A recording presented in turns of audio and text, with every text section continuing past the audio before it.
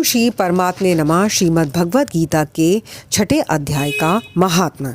श्री भगवान कहते हैं, सुमुखी, अब मैं 6ठे अध्याय का महात्म्य बतलाता हूँ, जिसे सुनने वाले मनुष्यों के लिए मुक्ति करतलगत हो जाती है। गोदावरी नदी के तट पर प्रतिष्ठनपुर प्रणव नामक एक विशाल नगर है, जहाँ मैं पिपलेश के नाम से विख्यात होकर रहता हूँ। उस नगर में जानश्रुति नामक एक राजा रहते थे, जो भूमंडल की प्रजा को अत्यंत प्रिय थे। उनका प्रताप मार्तंड मंडल के प्रचंड तेज के समान जान पड़ता था।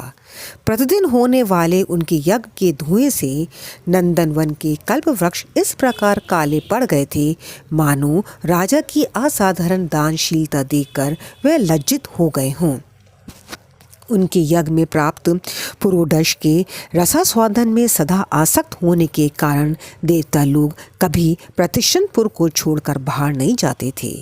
उनको दान के समय छोड़े हुए जल की धारा, प्रताप रूपी तेज और यज्ञ के धूमों से पुष्ट होकर मेघ ठीक समय पर वर्षा करते थे।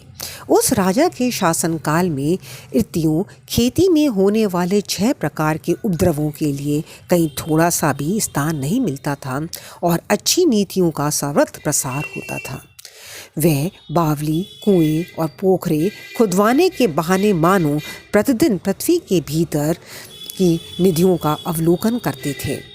एक समय राजा के दान, प्रताप, यज्ञ और प्रजापालन से संतुष्ट होकर स्वर्ग के देवता उन्हें वर देने के लिए आए। वह कमलनाल के समान उज्ज्वल हंसों का रूप धारण करके अपनी पांखें हिलाते हुए आकाश मार्ग से चलने लगे।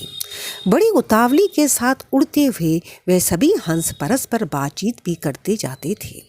उनमें से बदश्व आदि 2-3 हंस वेग से उड़कर आगे निकल गए। तब पीछे वाले हंसों ने आगे जाने वालों को संबोधित करके कहा, अरे भाई भद्राश, तुम लोग वेग से चलकर आगे क्यों हो गए? यह मार्ग बड़ा दुर्गम है, इसमें हम सबको साथ मिलकर चलना चाहिए। क्या तुम्हें दिखाई नहीं देता? ये सामने ही पुण्य मूर्ति महाराज जानश्रुति का तेज पुंज अत्यंत स्पष्ट रूप से प्रकाशमान हो रहा है।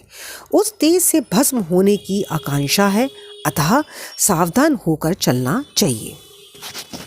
पीछे वाले हंसों के ये वचन सुनकर आगे वाले हंस पड़े और उच्च स्वर से उनकी बातों की अवहेलना करते हुए बोले, अरे भाई, क्या इस राजा जानुश्रुति का तेज ब्रह्मवादी महात्मा रैक्व तेज से भी अधिक तीव्र हैं? हंसों की ये बातें सुनकर राजा जानश्रुति अपने ऊंचे महल की छत से उतर गए और सुखपूर्वक आसन पर विराजमान हो अपने सारथी को बुलाकर बोले, जाओ महात्मा रैक्व, यहाँ ले आओ। राजा का यह अमृत के समान वचन सुनकर यह नामक सारथी प्रसन्नता प्रकट करता हुआ नगर के बाहर निकला। सबसे पहले उसने मुक्तिदायिनी काशीपुरी की यात्रा की, जहाँ जगत के स्वामी भगवान विश्वनाथ मनुष्यों को उपदेश दिया करते हैं। उसके बाद वह गया क्षेत्र में पहुँचा, जहाँ प्रफुल्ल नेत्र वालों भगवान गदाधर संपूर्ण लोकों का उद्धार करने के लिए निवास करते हैं। तदंतर नाना तीर्थों में भ्रमण करता हुआ सारथी पाप नाशनी मथुरापुरी में गया। यहाँ भगवान श्री कृष्ण का आदि स्थान है, जो परम महान एवं मोक्ष प्रदान करने वाला है। वेद और शास्त्रों में वह तीर्थ तिरुवनपति भगवान गोविंद के अवतार स्थान के नाम से प्रसिद्ध है। नाना देवता और ब्रह्मर्षि उसका सेवन करते हैं। मथुरा नगर कालिंदी यमुना के किनारे शोभा पाता है। उसकी आकृति अर्धचंद्र के समान प्रतीत होती है। वह सब तीर्थों के निवास से परिपूर्ण है। परम आनंद प्रदान करने के कारण सुंदर प्रतीत होता है। गोवर्धन पर्वत के होने से मथुरा मंडल की शोभा और भी बढ़ गई है। वह पवित्र वृक्षों और लताओं से आवृत है। उसमें 12 वन है। वह परम पुण्यमय तथा सबको विश्राम देने वाले श्रुतियों के सारभूत भगवान श्री कृष्ण की आधार भूमि है। तत्पश्चात मथुरा से पश्चिम और उत्तर दिशा की ओर बहुत दूर तक जाने पर सारथी को काश्मीर नामक नगर दिखाई दिया, जहाँ शंख के समान उज्ज्वल गगनचुंबी महलों की पंक्तियां भगवान शंकर के अट्ठास की भांति शोभा पाती हैं। जहां ब्राह्मणों के शास्त्रीय आलाप सुनकर मूक मनुष्य भी सुंदर वाणी और पदों का उच्चारण करते हुए देवता के समान हो जाते हैं। जहां निरंतर होने वाले यज्ञ धूमने से व्याप्त होने के कारण आकाश मंडल मेघों से धुलते रहने पर भी अपनी कालिमा नहीं छोड़ता। जहां उपाध्याय के पास आकर छात्र जन्मकालीन अभ्यास से ही संपूर्ण कलाएं स्वतः पढ़ लेते हैं तथा जहाँ माणिकेश्वर नाम से प्रसिद्ध भगवान चंद्रशेखर देहधारियों के वरदान देने के लिए नित्य निवास करते हैं। कश्मीर के राजा माणिकेशन दिग्विजय समस्त राजाओं को जीतकर भगवान शिव का पूजन किया था, तभी से उनका नाम माणिकेश्वर हो गया था। उन्हीं के मंदिर के दरवाजे पर महात्मा रेक एक छोटी सी गाड़ी पर बैठे अपने अंगों को खुजलाते हुए वृक्ष की छाया का सेवन कर रहे थे। इसी अवस्था में सारथी ने उन्हें देखा।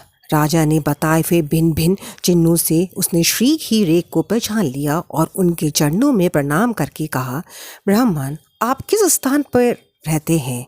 आपका पूरा नाम क्या है? आप तो सदा स्वच्छंद विचारने वाले फिर यहाँ किस लिए ठहरे हैं? इस समय आपका क्या करने का विचार है?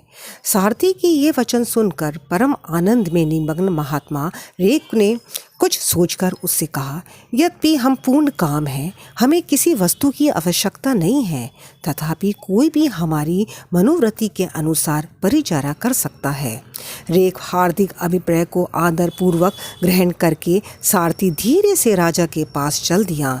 वहां पहुंचकर राजा को प्रणाम करके उसने हाथ जोड़ सारा समाचार निवेदन किया। उस समय स्वामी के दर्शन से उसके मन में बड़ी प्रसन्नता थी। सारथी के वचन सुनकर राजा के नेत्र आश्चर्य से चकित हो उठे। उनके हृदय में रेक का सत्कार करने की श्रद्धा जागृत हुई। उन्होंने 2 खचरियों से जुती हुई एक गाड़ी लेकर यात्रा की। साथ ही मोती के हार, अच्छे अच्छे वस्त्र और 1 सहस्त्र गौएं भी ले लीं। कश्मीर मंडल में महात्मा रेक जहाँ रहते थे उस स्थान पर पहुंचकर राजा ने सारी वस्तुएं उनके आगे निवेदन कर दी और पृथ्वी पर पड़कर साष्टांग प्रणाम किया। महात्मा रेक अत्यंत भक्ति के साथ चरणों में पड़े हुए राजा जहांश्रुति पर कोपित हो उठे और बोले, शूद्र, तू दुष्ट राजा है, क्या तू मेरा वृत्तांत नहीं जानता?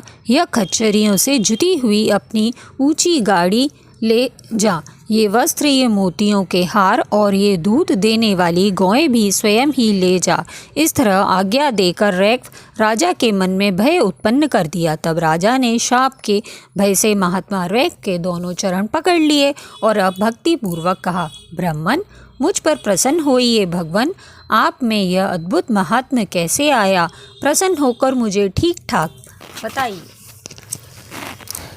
रेक ने कहा, राजन, मैं प्रतिदिन गीता के 6 अध्याय का जप करता हूँ। इससे मेरी तेजोराशि देवताओं के लिए भी दुस्साह है। तदंतर परम बुद्धिमान राजा जहांश्रुति ने यत्नपूर्वक महात्मा रेक से गीता के 6 अध्याय का अभ्यास किया।